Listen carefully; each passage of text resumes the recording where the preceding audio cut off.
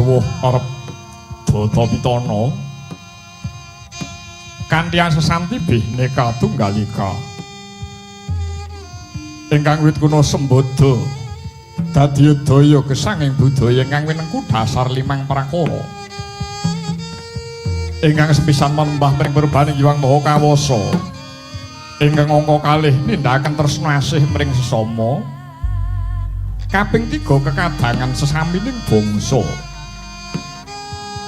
kaping 4 ngawontenaken sarasian kanthi wicaksana pungkasan gayuh adil lan palamarta haruming budaya datan kuciwa teka kasustra dumugi manca nagari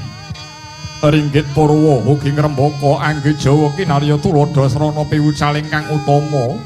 lumantar sang ulama nenggih Wali Sanga